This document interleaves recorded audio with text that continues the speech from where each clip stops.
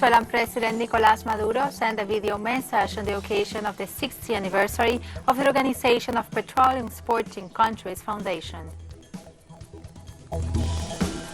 President of Belarus Alexandr Lukashenko arrived on an official work visit to Russia. Indian lawmakers returned to parliament with similar intentions with China, setting the stage for a turbulent session.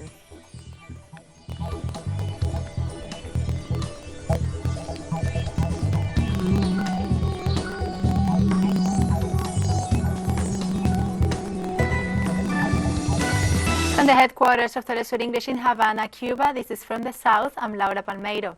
Parliamentary elections are soon taking place in Venezuela.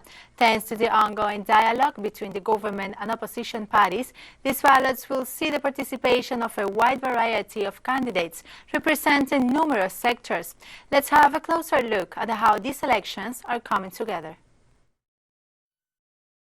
The National Electoral Council has made numerous modifications to December's ballots, including changes to the guidelines and the number of seats to be chosen.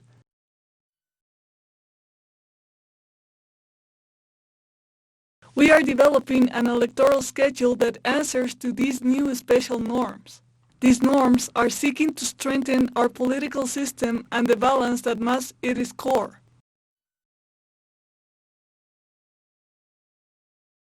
The number of seats in the National Assembly is being raised from 167 to 277, while maintaining the 87 electoral circuits for Venezuela's 24 states. Another change is how candidates are being elected, as 52% will be elected individually as representatives of a single-seat constituency, while the remaining 48% will be elected as part of a political party.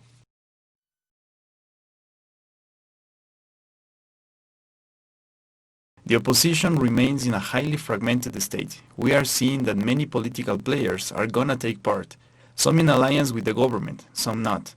What this means is that, in the end, the National Assembly will prove to be much more politically diverse, representing a wider spectrum of political ideologies.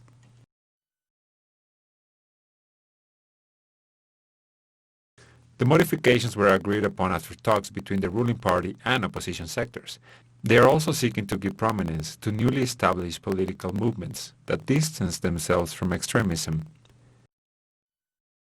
The government is allowing for great participation, respecting our democracy. They are also trusting political organizations to accept the results and to work for their constituents. The number of political parties taking part in these ballots has also increased to 107, and a new system to select indigenous lawmakers is also being established. Over 14,000 candidates have registered for these elections, as 90% of all active political parties are set to take part as well. The Mexican Ministry of Health announced the World Health Organization its willingness to vaccinate about 25 million people against COVID-19, regardless of whether the vaccine requires 1 or 2 doses. The epidemiology director, José Luis Alomia, said in a press conference that the COVAX platform offers the ensured specific proportion of doses for the population of the subscribed countries, and in this case for Mexico would be 25 million vaccines. Alomia also stressed that terms of the economic agreement to participate in COVAX have yet to be finalized after a letter of intent was delivered to the multinational organization 2 weeks ago. The director insisted that one of the advantages of the COVAX initiative is that the platform integrates all the development stages of the different vaccines, including the 6 or 7 that are in phase 3 of clinical trials. Regarding the vaccine for COVID-19, I can inform you of good news today. The Peruvian government will present a judicial appeal this Monday to annul the dismissal process initiated in Parliament against President Martín Vizcarra on the accusation of lying about an irregular hiring. The state attorney, Alberto Huerta, will present before the Constitutional Court the so-called jurisdictional appeal that questions the grounds of the vacancy due to permanent moral incapacity, a vague and questioned cause provided in the Constitution. The legal contest begins when the project to vacate the president loses strength amid the majority rejection that, although it believes that Vizcarra should be investigated, considers that the vacancy is unnecessary and motivated by political ambitions of its promoters. That sector accuses the president of conspiring, according to an audio that unleashed the crisis, with his collaborators to lie to the prosecutor who was investigating the hiring of a singer Richard Cisneros as a consultant to the Ministry of Culture, without having academic credentials to do so.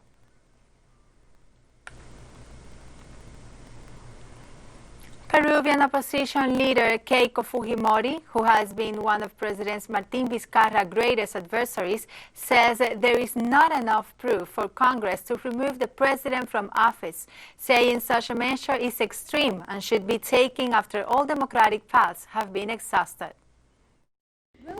To this date, there is not enough proof of procedures in place to remove the president.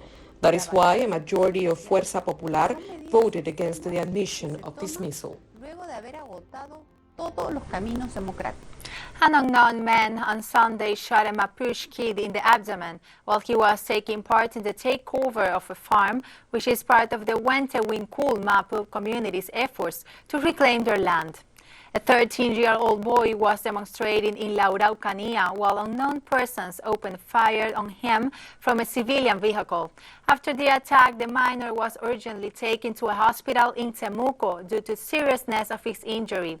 Chile's Undersecretary for Children, Carol Baum, condemned the shooting and assured that her office is making the arrangements to assist the boy during his recovery. The Ombudswoman for Children, Patricia Muñoz, said that events like this shows the absolute state's incapacity to effectively ensure public safety in the area.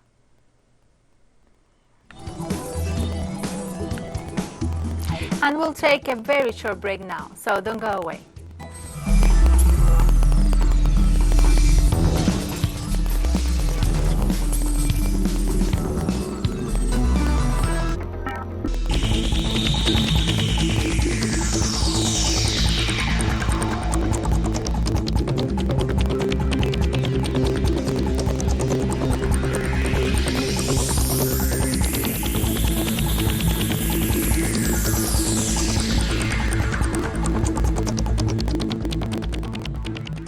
Welcome back to From the South. At the virtual meeting of the World Poetic Movement, it was proposed and approved the registering as a candidate for the Nobel Peace Prize for the Henry Reeve contingent as a recognition to all the health workers that have faced the fight against COVID-19. With the presence of prominent poets from Asia, Europe, Africa, Latin America, and North America, the proposal passed and the letter to the Nobel Peace Prize Committee will be sent. In the letter with the official proposal, the World Poetic Movement referred to the hard work of the Henry Reeve Brigade and the number of human lives it has helped to save, and a call for the international respect and recognition for the work these doctors have done so far.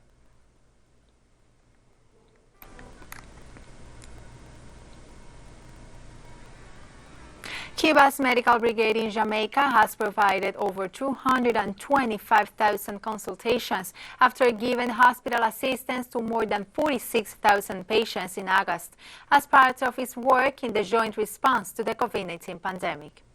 The internationalist contingent accumulated from April to August over 225,000 consultations, with more than 4,000 lives saved. The work days in August registered the highest number of lives saved in the last 5 months of medical aid to the Jamaican people. According to the Ministry of Health and Welfare, Jamaica reported 74 new COVID-19 cases in the last 24 hours, and the number of infections increased to 3,511, with 1,151 recoveries and 40 deaths.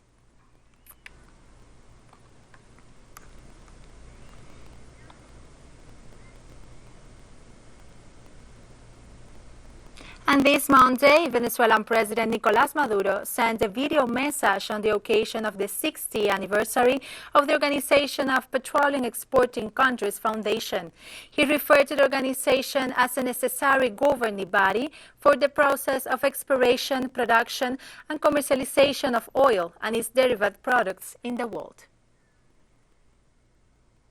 estructuras que hemos sabido sortear para unir cada vez más a los países miembros de la OPEC en la diversidad de nuestras políticas, nuestras culturas, en la diversidad del ser nacional de cada país miembro de la OPEC. La Organización de Países Exportadores de Petróleo demostró durante muchos años ser un organismo rector necesario de los procesos de exploración, producción, comercialización del petróleo y sus derivados en el mundo. Y actualmente la OPEC ha demostrado desde el acuerdo OPEC Plus su vigencia histórica absoluta. Ha logrado unir y agrupar a su alrededor a los grandes países productores de petróleo como nuestra hermana Rusia para señalar el camino de lo que debe ser la estabilidad de los mercados petroleros, que significa, sin lugar a dudas, la estabilidad de las finanzas y de la economía del mundo. 60 años que han ratificado el camino de la unión, de los pueblos, de los gobiernos, la vigencia absoluta de los principios fundacionales de la Organización de Países Exportadores de Petróleo OPEC. Nuestro comandante Hugo Chávez así lo entendió desde el primer día. Hurricane Paulette made a red landfall in Bermuda early Monday as a strong Category 1 storm, just hours after the British territory closed schools, government agencies, air and seaports. The eye of the storm passed over the island as government officials warned of heavy flooding, given to the heat coincided with an unusual high tide. Fewer than 10 hurricanes have made landfall on the tiny island in the middle of the Atlantic since the National Hurricane Center began tracking such disasters in the 1850s. Paulette was located directly over Bermuda at dawn on Monday and was moving north-northwest. It had maximum sustained winds of 90 miles per hour. Forecasters said that the island would experience hurricane-force winds for roughly 7 hours. Power was out across much of the island, and the National Security Minister René Ming urged the people to stay indoors and reminded the people from the island, more than 70,000, to protect themselves given the COVID-19 pandemic.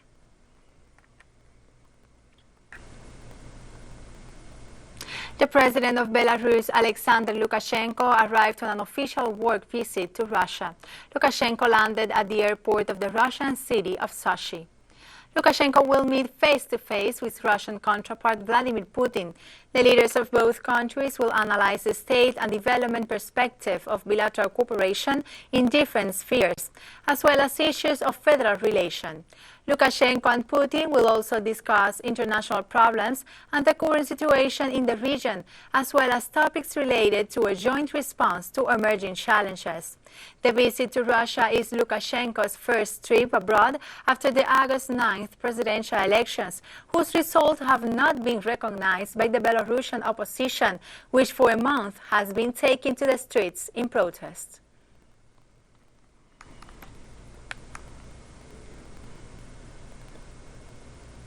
The ruling United Russia Party strengthened its position after securing majority in regional parliaments and other leadership positions after the country's 83 regions held its unified voting day. Some 18 leaders of the Russian administrative division included governors, head of publics, autonomous districts or special regions were elected on Sunday as part of an election campaign marathon with almost 170,000 candidates. United Russia Party President and former Russian Prime Minister Dmitry Medvedev stated that the elected candidates of that party are now making a firm commitment to comply with the promises to their voters. Voters also elected 11 regional lawmakers. Some 130,000 candidates were chosen from 36 political parties, while 40,000 others were independent candidates.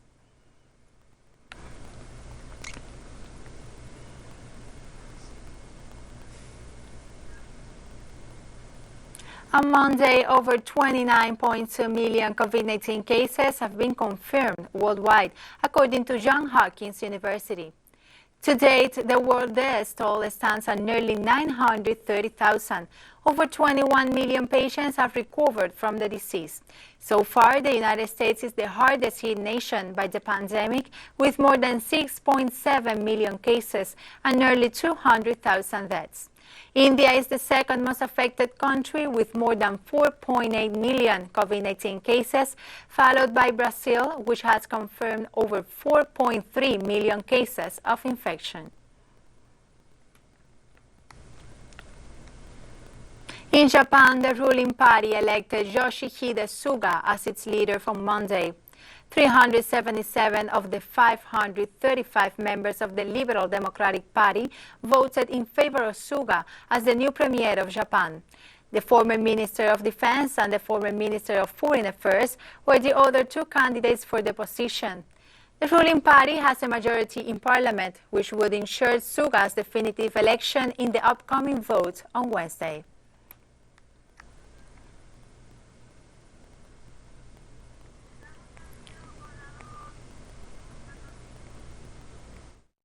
To overcome this crisis and provide the Japanese people with a sense of relief and enable them to lead a normal life, we must succeed in what Prime Minister Abe has been implementing. China congratulated the Japanese ruling party election of Yoshihide Suga as its new leader and likely successor of Shinzo Abe, who is resigning for health reasons. We know that the election results of the president of the Liberal Democratic Party of Japan. We congratulate Mr. Yoshihide Suga on his assumption of the new president. China is willing to work with the new Japanese party and government leaders to continue to abide by the principles and spirit established in the four political documents between China and Japan, deepen cooperation in fighting the epidemic situation and economic and social development, and promote the continuous improvement and development of Sino-Japanese relations. The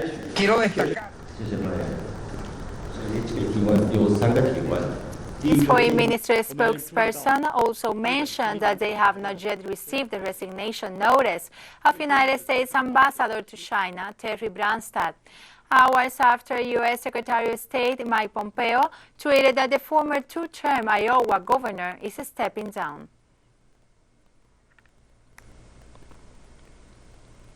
Authorities in Yangon, Myanmar's biggest city, are expanding quarantine facilities as new cases of the coronavirus have risen to more than 100 a day.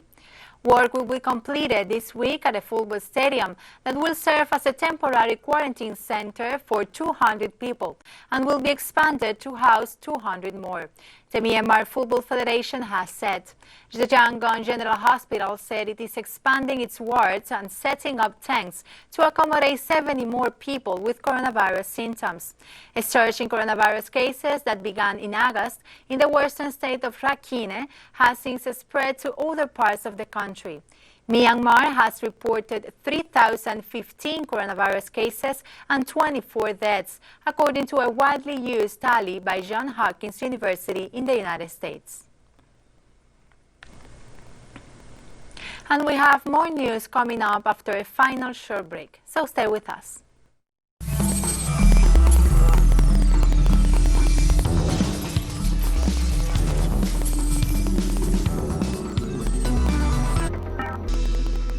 Welcome back to From the South. After a 5-month absence, India lawmakers returned to Parliament on Monday with the government's response to the coronavirus pandemic. The nose-diving economy and simmering tensions with China setting the stage for a turbulent session. The 18-day session comes as coronavirus infections in India surged faster than anywhere else in the world. More than 92,000 new cases were reported on Monday, raising India's total number of cases over 4.8 million. More than 79,700 people have died so far.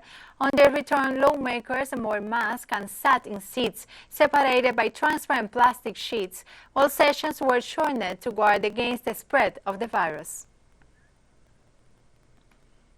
The coronavirus pandemic is still here, but so are our duties. Today, all members of parliament have chosen to take the path of their duties, and I want to congratulate all members of parliament for their decision.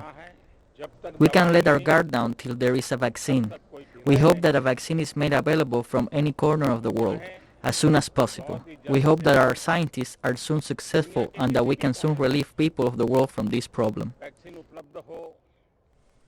About 50 people are feared dead after an artisanal gold mine flooded in the Eastern Democratic Republic of Congo after torrential rains. The accident in a makeshift mine occurred on Friday in the town of Kamituga in the Kivu province, about 170 miles southwest of the regional capital Bukavu. Rescue workers began to bring first bodies to the surface after the accident. Torrential rain had flooded a river close to the mine, according to eyewitnesses. South Kivu Governor Theo Wahbihdi Kasi said the most of the 50 people dead, most of them are young. However, Kamituga Mayor Alexander Bundia said we are not yet certain to the exact number of victims.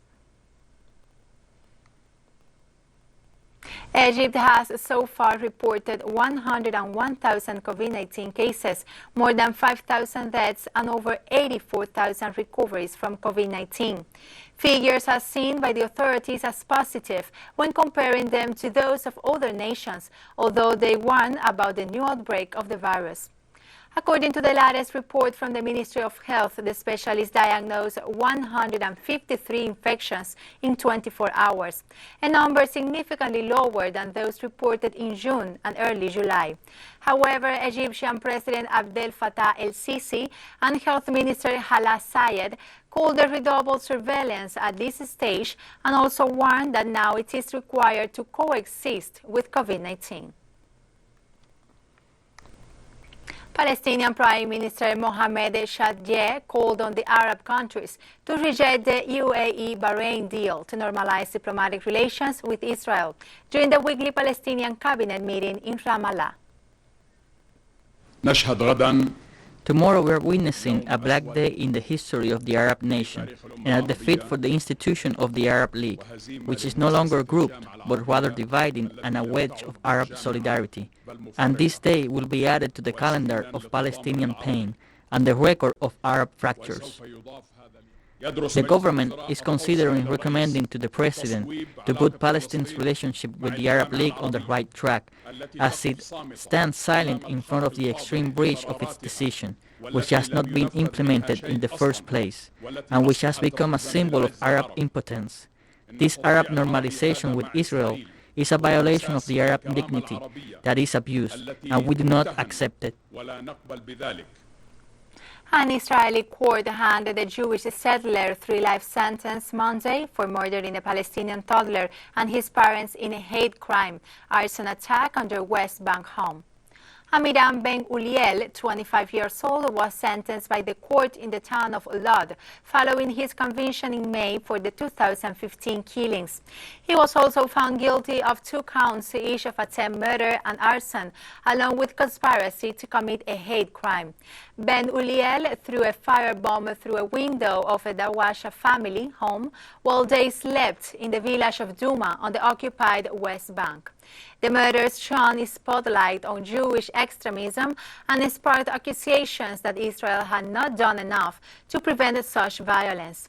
The court said the murderers were carefully planned and driven by an extremist ideology and racism.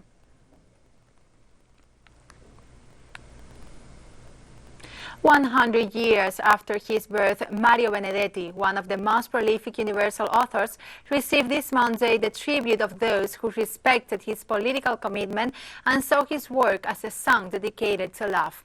With this, we finish this news brief. Remember, you can find these and many other stories on our website at telesurenglish.net.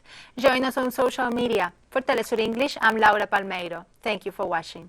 A poet, narrator, critic, and writer, Benedetti lives in the soul of anyone who loves poetry written in Spanish. He wrote more than 80 books, translated in 20 languages, and his poems are read all over the world. He has a rich literary legacy. At the age of 25, Benedetti emerged in the Uruguayan literature landscape in the so-called generation of the 45, to which also belonged Idea Vilariño, Ida Vitale, and Ángel Rama, who looked at Juan Carlos Onetti as a mentor. Benedetti soon became a renowned author that published Montevideanos, one of his collections of short stories. Music composers Daniel Bigletti and Alfredo Citarrosa added music to Benedetti's verses, and the Argentinian film director Eliseo Subiela adapted Benedetti's narrative in the film The Dark Side of the Heart. Sergio Renan later did the same with The Truce. Linked to the trade unionism fights in the 60s, Mauricio Rosenkopf, a playwright and one of the true protagonists of the film La Noche de los 12 Años, remembers Benedetti amidst the deployment of death squads, with his asthma on the rise, throwing protest pamphlets during a football game. Benedetti was also one of the founders of the progressive political platform Frente Amplio in 1971.